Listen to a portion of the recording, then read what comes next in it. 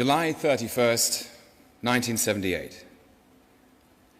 My darling McGeorge, you said that things seemed clearer when they were written down. Well, herewith a very boring letter in which I will try to put everything down so that you may read and reread at horror at your folly in getting involved with me. Deep breath. To begin with, I love you with a depth and passion that I have felt for no one else in this life. And if it astonishes you, it astonishes me as well. Not, I hasten to say, because you are not worthy of loving. Far from it. It's just that, first of all, I swore I would not get involved with another woman. Secondly, I have never had such a feeling before, and it's almost frightening. Thirdly, I would never have thought it possible that another human being could occupy my waking and sleeping thoughts to the exclusion of almost everything else. Fourthly, I never thought that even if one was in love, one could get so completely besotted with another person so that a minute away from them felt like 1,000 years. Fifthly, I never hoped, aspired, dreamed that one could find everything one wanted in one person. I was not such an idiot as to believe this was possible. Yet in you, I found everything I want. You are beautiful, gay, giving, gentle, idiotically and deliciously feminine, sexy, wonderfully intelligent, and wonderfully silly as well.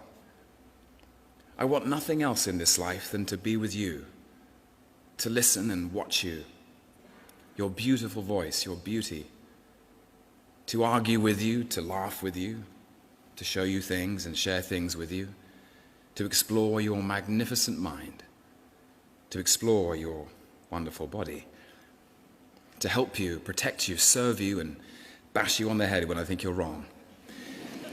Not to put too fine a point on it, I consider I'm the only man outside mythology to have found the crock of gold at the rainbow's end.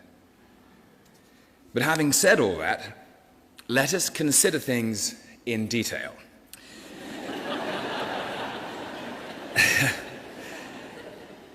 Don't let this become public, but, well, I have one or two faults. Minor ones, I hasten to say. For example, I am inclined to be overbearing. I do it for the best possible motives. All tyrants say that.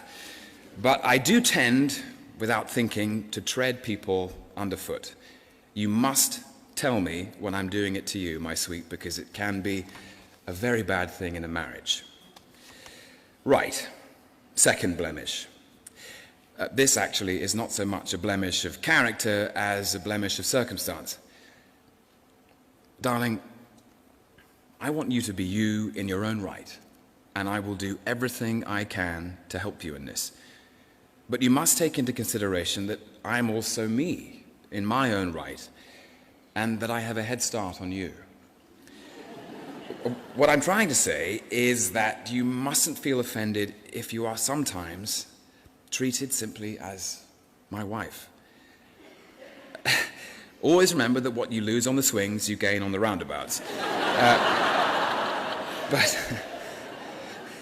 But I am an established creature in the world, and so on occasions you will have to live in my shadow, and nothing gives me less pleasure than this, but it is a fact of life that has to be faced.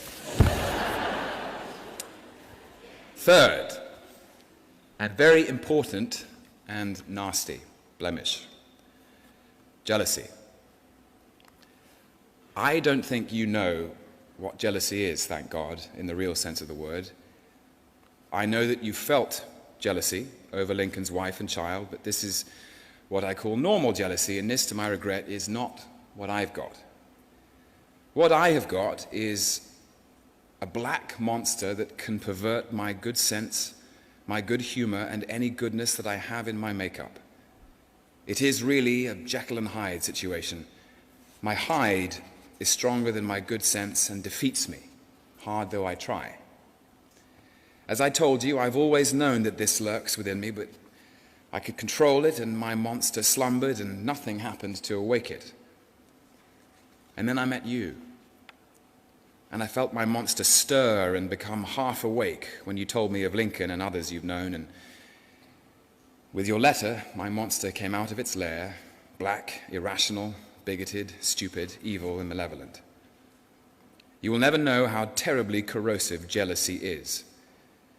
It is a physical pain, as though you'd swallowed acid or red-hot coals. It is the most terrible of feelings. But you can't help it. At least I can't. God knows I've tried. I don't want any ex-boyfriend sitting in church when I marry you. On our wedding day, I want nothing but happiness, both for you and me. And I know I won't be happy if there is a church full of your ex-conquests. When I marry you, I'll have no past, only a future. I don't want to drag my past into our future, and I don't want you to do it either. But remember, I am jealous of you because I love you.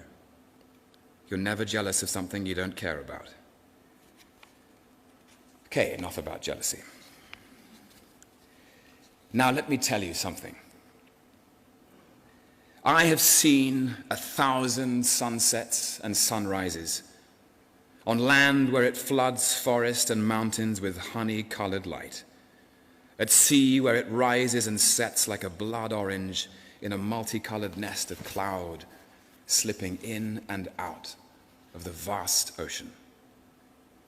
I've seen 1,000 moons, harvest moons like gold coins, winter moons as white as ice chips, new moons like baby swan's feathers. I've seen seas as smooth as if painted, colored like shot silk or blue as a kingfisher, or transparent as glass or black and crumpled with foam, moving ponderously and murderously.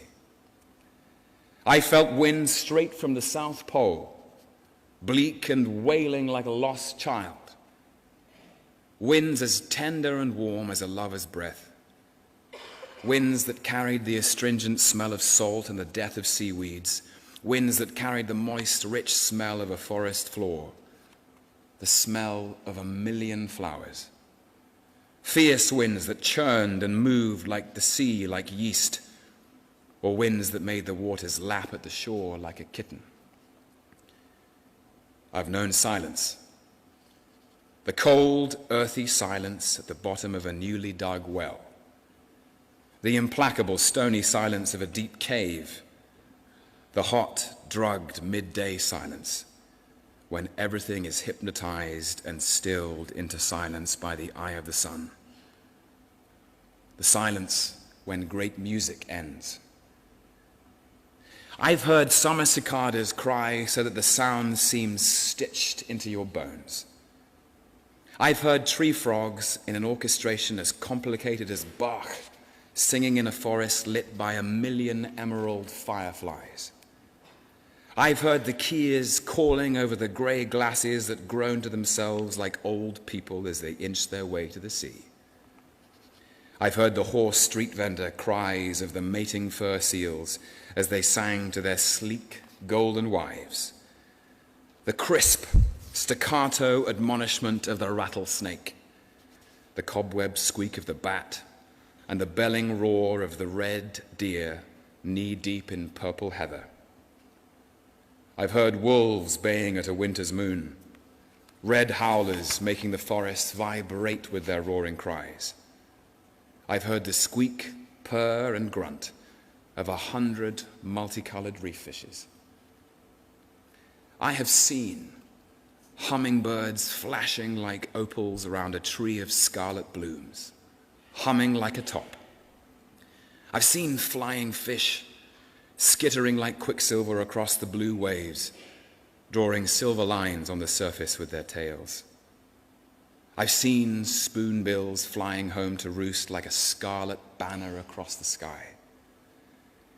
I've seen whales, black as tar, cushioned on a cornflower blue sea, creating a Versailles of fountain with their breath. I've watched butterflies emerge and sit, trembling while the sun irons their wings smooth. I've watched tigers like flames mating in the long grass. I've been dive-bombed by an angry raven, black and glossy as the devil's hoof. I've lain in water warm as milk, soft as silk, while around me played a host of dolphins. I have met 1,000 animals and seen 1,000 wonderful things. All this I did without you. This was my loss. All this I want to do with you. This will be my gain. All this I would gladly have forgone for the sake of 1 minute of your company, for your laugh, your voice, your eyes, hair, lips, body, and above all for your sweet, ever-surprising mind, which is an enchanting quarry in which it is my privilege to delve.